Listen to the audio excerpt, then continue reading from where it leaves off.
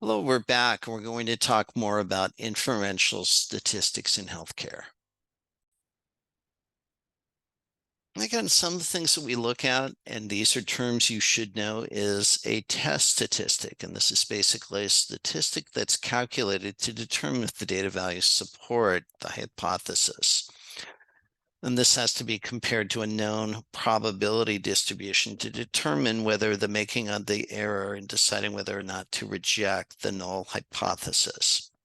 And we look at two basic kinds of errors when we're looking at the null hypothesis. A type 1, so in other words, a type 1 would be the acceptable level of this error is set by the analyst prior to the start of the analysis of the data. And the p-value is the smallest alpha level for which the null hypothesis would be rejected. If in fact the p-value is smaller than the preset alpha level, then it's sufficient enough to reject the null hypothesis. A type 2 error is different. It's incorrectly not rejecting the null hypothesis. In other words, not rejecting it when we should have, because when it was false. And this error may be controlled by the type of the hypothesis test and the sample size that's used in the study. So how do we go about testing a hypothesis? We determine both the null and the alternative hypothesis. So first step, we set an acceptable type 1 error or alpha level. We look at the appropriate test statistic.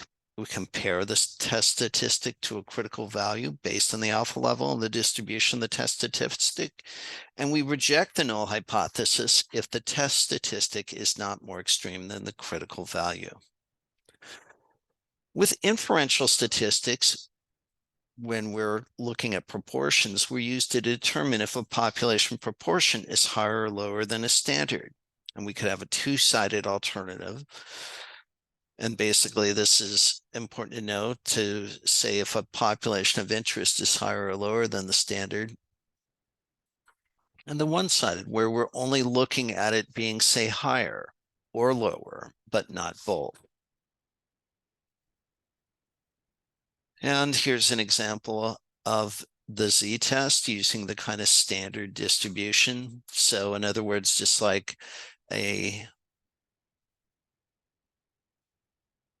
if you would, a bell curve in a classroom, we have a few people that score low grades. Most people fall between the B and the D level. And then we have a small percentage of people at the tail that score extremely high. And it's not super important, right? But when the important thing to bear in mind is when the Z is extreme and doesn't fall in the bell, that's when we're rejecting it, if you will.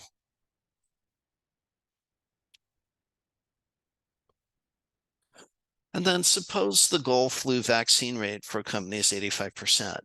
We can collect data for the compliance rates of 10 employees that we take a look at. We're going to use a sample of 10 employees to determine if the company is meeting its compliance rate goal, right? So the null hypothesis is given to us. That's the goal, if you will, of 85%. The alternative is that the p-value is not 85%. And we accept the acceptable type 1 error rate, and the company leaders are willing to accept 5% error rate. So that would be 0.05. And then we're going to have the test statistic, and that's going to be Z. So after we calculate this, we have 0.7 and 0.85 from our data on the other slide. We end up with minus 0.15. We have the square root of 0.85 times 1 minus 0.85 over 10. So we wind up with 1.136. So then we compare these. And so in this case, we're going to reject the null hypothesis if the calculated test statistic is more extreme than the critical value. So In this case, since we're looking at a two-sided alternative, we're going to be looking at both higher and lower alternatives. So we're going to reject if C is greater than 1.960 or if C is less than minus 1.960. We have minus 1.36. It's not less, so we do not reject the null hypothesis. We talk about a confidence level interval. We're talking about a range of values based on a sample. So we're looking at a sample. We're trying to understand how confident we can be in a sample size. And we see this now a lot in election years. The president's approval rate is 60% plus or minus 5%. So it could be as high as 65, could be as low as 55. And the width of the confidence interval is a function of the proportion value in the sample size.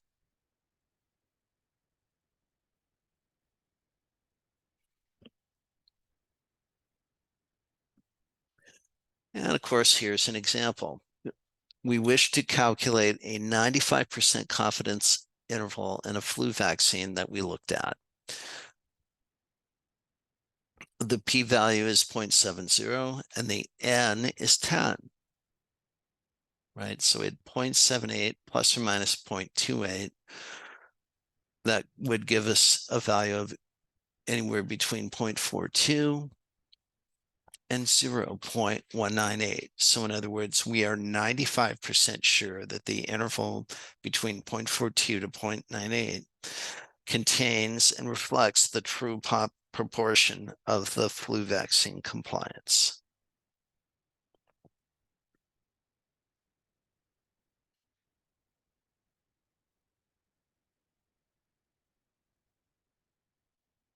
Again, some more examples here.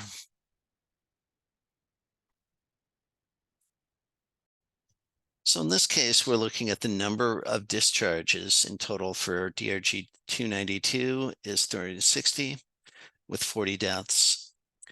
And for 293, which is heart failure with shock without a comorbidity, major comorbidity complication, it's 197 discharges, but only 4 deaths. So a question we want to ask is the mortality rate for 292 different than 293? So in this case, we determine the hypothesis, right? It's either different or it's not different. And we set the alpha level to 0.05, and then we're going to do the z-test.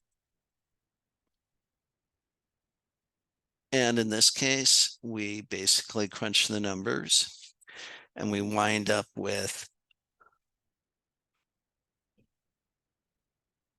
this, and we'll just walk you through this.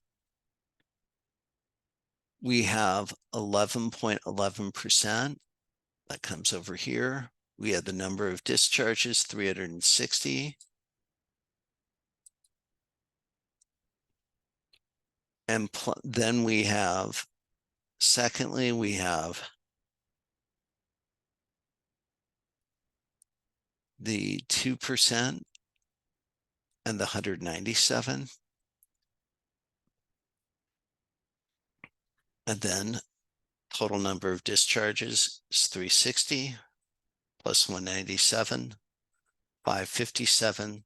So we wind up with 0.079, right? When we do this z-test, we're going to take the 11.11%,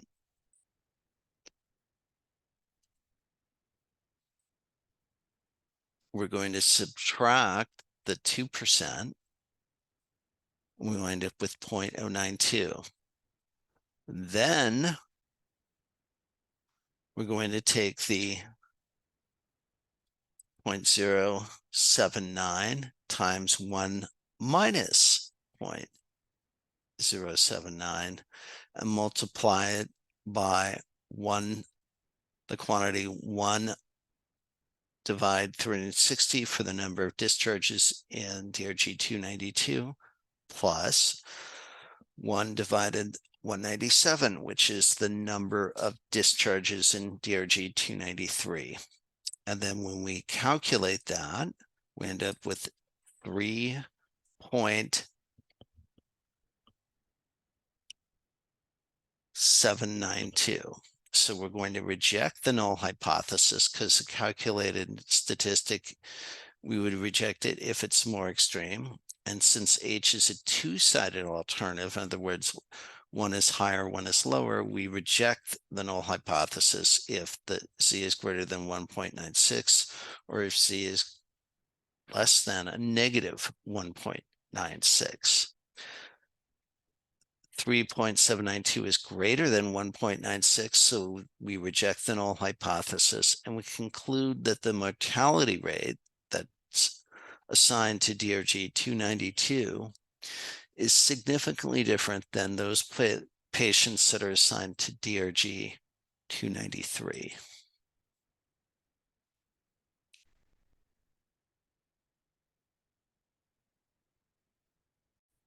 And that's all I have for you. We'll see you online. Bye now.